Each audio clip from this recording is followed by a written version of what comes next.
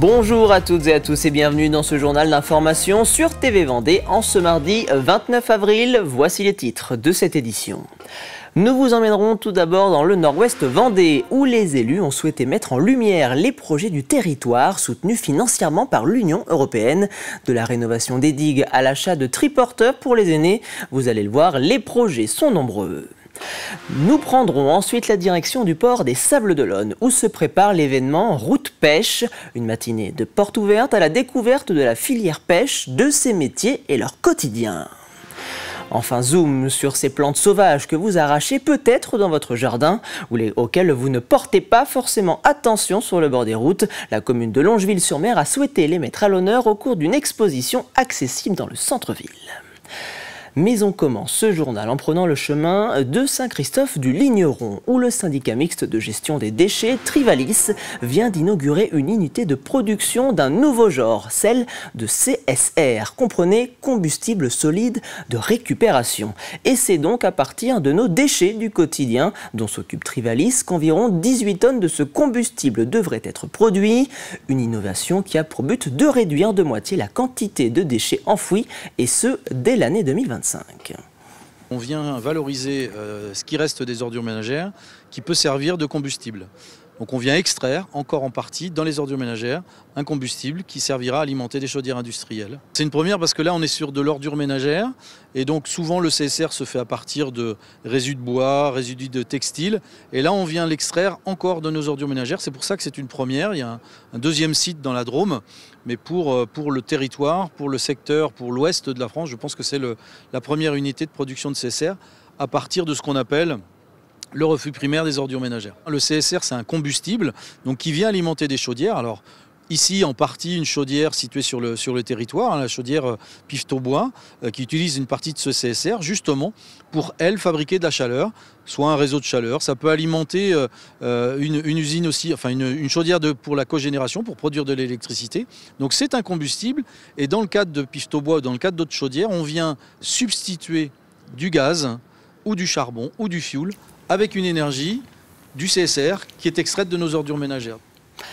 À quelques jours de célébrer la journée de l'Europe prévue le 9 mai prochain, les communautés de communes et les élus du nord-ouest Vendée ont souhaité rappeler que l'Europe était présente un peu partout dans notre quotidien, et ce grâce aux nombreux programmes de subventions mis en place par Bruxelles, comme le FSE, le FEDER ou encore le FTJ, qui financent aussi bien la réalisation de projets de proximité que le bon fonctionnement d'une filière entière à l'échelle départementale. En Vendée, les exemples sont nombreux. Le secteur de la pêche a pu compter sur un soutien de plus de 6 millions d'euros entre 2014 et 2022. 600 000 euros ont été débloqués pour la restauration des marais salants et les exemples sont encore très variés, comme vous l'explique Mathis Pires. Vous les avez sûrement déjà croisés sur les pistes cyclables, les triporteurs.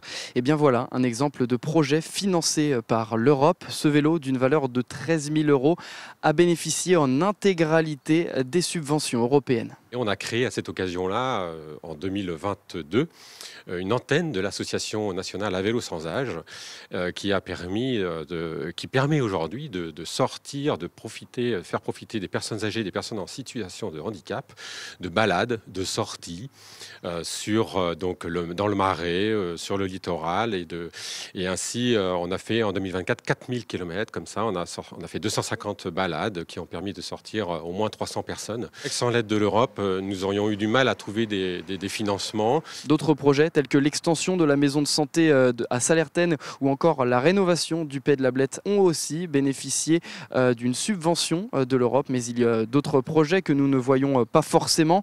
L'Europe soutient financièrement les agriculteurs, les pêcheurs ou encore la biodiversité.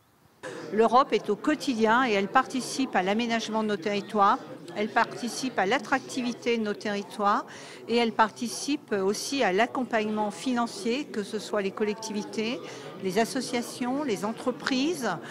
Donc je crois que voilà, c'est ça qu'il faut retenir et que la région, bien sûr, est à nos côtés sur ces fonds européens. C'est des millions par an qui arrivent sur nos territoires et ça ruisselle sur beaucoup d'activités et d'aménagements. De 2021 à 2027, la région Pays de la Loire bénéficie d'une enveloppe totale de 625 200 000 euros de fonds européens. Et le dernier appel à projet lancé par l'Union européenne fin avril s'intitule LIFE. Il est consacré à l'environnement et l'action climatique. Le 21 février 2024, le couple formé de Missak et Méliné Manoukian faisait son entrée au Panthéon. Un peu plus d'un an après cette intronisation, la commune de La Roche-sur-Yon rend à son tour hommage au couple de résistants arméniens. Un rond-point situé à l'angle de la rue Paul Caillot, de la rue de la Brossardière et du boulevard du préfet Merlet porte ainsi leur nom. Ce dernier a été inauguré le 24 avril dernier à l'occasion de la journée de commémoration du génocide arménien. Pour nous, c'est très important, cette commémoration. Déjà que c'est le jour de la nationale de commémoration du génocide arménien. Deuxièmement, que c'est les Arméniens et que la France, nous sommes vraiment très fiers d'être une partie de cette population, de voir que les compatriotes qui vivaient ici en France avant nous, ils sont reconnus.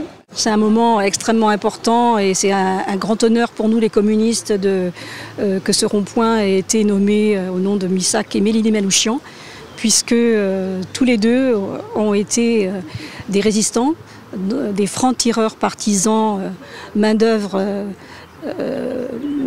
immigrée. Au moment de la guerre 39-45 et Missak a été assassiné. Il fait partie des 23 de la fiche rouge qui ont été assassinés en 1944. Direction les Sables d'Olonne où le 17 mai prochain, l'événement Route Pêche fera son retour dans le port sablé. Le temps d'une matinée, la filière pêche ouvrira ses portes au public. Au programme, visite de bateaux, exercice de tri et de calibrage de la pêche ou encore découverte de la criée. Le port des Sables, ce sont environ 70 navires et plus de 5000 tonnes de poissons débarqués en 2023. Ah, on est une espèce sous tension, ça c'est le moins qu'on puisse dire. Et pas que la pêche, hein, toute la filière. On cherche du monde pour travailler dans les halles à marée, on cherche du monde pour travailler chez les poissonniers. Je ne parle pas du transport parce que la pêche aujourd'hui est hyper tributaire du transport. Oui, on est preneur, oui. C'est pour ça qu'on fait aujourd'hui beaucoup de déplacements dans les écoles, enfin les structures professionnelles, pour vanter, on va dire, les métiers de la pêche. Tout le monde ne connaît pas la pêche, on s'en rend compte de plus en plus, mais c'est un métier aussi où quand vous voulez travailler, c'est un sacré tremplin social, c'est-à-dire à 20 ans vous pouvez être chef d'entreprise. Il y a quand même une pêche qui est relativement dynamique avec une activité et qui emploie quand même beaucoup d'hommes et de femmes et qui fait vivre pas mal de familles. Pissenlit, pâquerette ou laitue sauvage, ces herbes folles, comme on les appelle, sont partout autour de nous, mais ont perdu de notre intérêt au fil du temps. C'est pourquoi, à Longeville-sur-Mer, le syndicat mixte Ausence-Verton a souhaité redorer leur blason à travers l'exposition Sauvages des rues, belles et rebelles. Léo Marcheguet vous y emmène. Elles poussent dans nos centres-villes sans même que l'on s'en aperçoive. Ces fleurs pâtissent d'une réputation peu glorieuse, souvent considérées comme de mauvaises herbes. Alors, la commune de Longeville-sur-Mer a décidé de mettre ces plantes à l'honneur avec une exposition itinérante à travers les rues du village. D'abord, c'est le syndicat Ausence-Verton qui nous a fait la proposition de nous prêter une exposition itinérante sur les plantes belles et rebelles. Nous avons pensé qu'il était opportun d'accepter cette proposition et donc nous avons mis en place ce projet il y a quelques mois et qui permet de mettre en valeur les plantes sauvages auxquelles souvent on ne porte pas attention. 17 panneaux ont été installés par les services techniques de la ville avec pour objectif de sensibiliser les promeneurs sur l'utilité de ces plantes. Le temps fort de cette exposition interviendra le 26 avril avec la venue d'un botaniste. Nous, le syndicat mixte Ausence-Verton, on fournit les bâches aux collectivités gracieusement.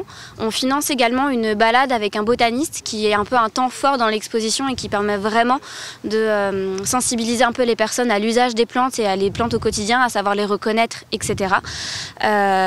Du coup, on collabore avec les communes pour faire un petit peu des parcours, pour essayer de repérer un peu les plantes qui sont présentes ou non, c'est pas toujours évident, pour ensuite les exposer pendant une durée d'un mois à peu près sur la commune. Et si ces plantes pullulent, c'est qu'elles ont acquis une certaine robustesse au fil des années. Il s'agit de graines qui sont là depuis des millénaires, et qui sont toujours présentes dans la Terre. Il suffit qu'un peu de pluie, un peu de soleil, et elles apparaissent. Alors, elles étaient connues autrefois, avec leurs bienfaits, la plupart du temps. Ça s'est perdu dans les, on va dire, 50-60 dernières années, au profit soit de choses très horticoles, soit pour l'agriculture d'espèces bien sélectionnées. Mais il est évident que dans l'avenir, on aura besoin de s'en resservir. Grâce à cette exposition, la commune de Longeville-sur-Mer entend bien redorer l'image de ces plantes. Une exposition donc à retrouver dans les rues de Longeville jusqu'à la mi-mai.